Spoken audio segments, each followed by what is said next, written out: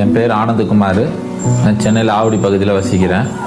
எனக்கு கல்யாணம் ஆகி 2 பசங்க இருக்கிறாங்க. ஒரு பொண்ணு ஒன்று, ஒரு பையன் ஒன்று.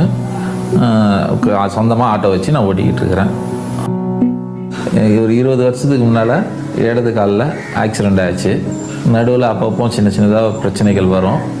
இப்போ போன 2022 5வது மாதம் சுத்தமாக நடக்க முடியாத அளவுக்கு கால் பெருசாக வீங்கி போச்சு. ஆட்டோ தொழிலுக்கும் போக முடியல. வீட்டிலே படுத்த படுக்கல, கட்டிலில் படுத்த மாதிரியே தான் இருந்தேன். நடக்கவே முடியாது. எனக்கு ஏதாவது ஒன்றா உதவி, வீட்டில் பசங்க வீட்டில் தான் உதவி. நைட்டு தூங்கவே வராது.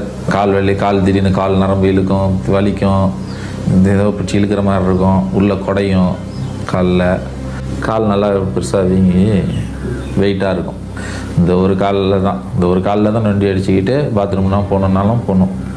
டாக்டர் வந்து ஃபஸ்ட்டு போய் செக்அப் பண்ணும்போது உங்களுக்கு இனிமேல் ஒன்றும் பண்ண முடியாது, எலும்பு தேஞ்சிடுச்சு, தேய்மானம் கொடுத்துருச்சு, அது உடஞ்சி போன எலும்பு வந்து தேய்மானம் கொடுத்தனால அது ஒன்றுமே பண்ண முடியாது, இனிமேல் உங்களுக்கு இப்படி தான் இருக்கும் அப்படின்னு சொல்லிட்டாங்க. அந்த வலி இதனால் அட்ஜஸ்ட் பண்ணிகிட்டே நீங்கள் இருந்துக்கு தான் ஆகணும், இல்லைன்னா ஆப்ரேஷன் பண்ணணுன்னா 10 லட்சம் ஆகும் அப்படின்னாங்க.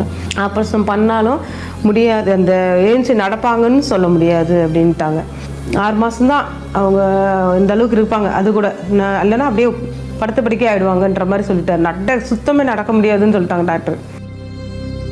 15 நாள் படுத்த படுக்கையில் அப்படியே இருந்துக்கிட்டு இருந்தோம். அப்படியே 2022 6வது மாதம் அற்புத பெருவிழா எல்லாம் குடும்பமாக பார்த்துக்கிட்டு இருக்கும்போது மோகன் அண்ணன் வந்து பக்கத்தில் இருக்கிறவங்க, நீங்கள் வலி இருக்கிற இடத்துல, எந்த இடத்துல வலி இருக்கோ, எந்த இடத்துல பெயின் இருக்குதோ அங்கே கையை வச்சு ஜெபம் பண்ணுங்க அப்படின்னா பிள்ளைங்க 2 பேரும், ஒய்ஃபு மனைவி எல்லாம் தொட்டு நல்லா ஜெபம் பண்ணாங்க. ஜெபம் நடந்து முடிஞ்ச அன்னைக்கு நல்லா தூக்கம் வந்துச்சு, நல்லா தூங்கினேன். காலையில் எழுந்திரிச்சு பார்க்கும்போது என் காலில் இருந்த வலி இல்லை, காலில் இருந்த வீக்கம் இல்லை. நல்லா எந்திரிச்சா நானே வீட்டிலலாம் எந்திரிக்கணும், நல்லா எந்திரிச்சிட்டு நானே எழுந்திரிச்சு பாத்ரூம் போகும்போது நொண்டிகிட்டு போவேன். அன்றைக்கி பார்த்திங்கன்னா நல்லா நார்மலாகவே பழைய மாதிரி நடந்து போனேன். எங்கள் வீட்டில் எல்லாருமே பிள்ளைங்கள்லாம் பார்த்து, அப்பா நீங்கள் நடந்து போகிறீங்க இன்றைக்கி அப்படின்னு ஆச்சரியப்பட்டாங்க. கிட்டத்தட்ட இப்போ 1 வருஷத்துக்கு மேலே ஆகுது.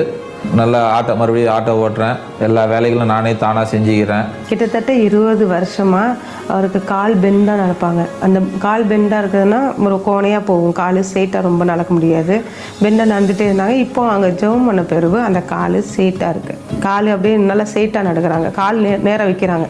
அவங்க தொட்டு ஜெபம் பண்ண பிறகு அது ஸ்ட்ரெயிட்டாக இருக்குது கால். என் வாழ்க்கையில் இவ்வளோ பெரிய அற்புதம் செஞ்ச ஏசப்பாவுக்கு கொடான கொடி நன்றி.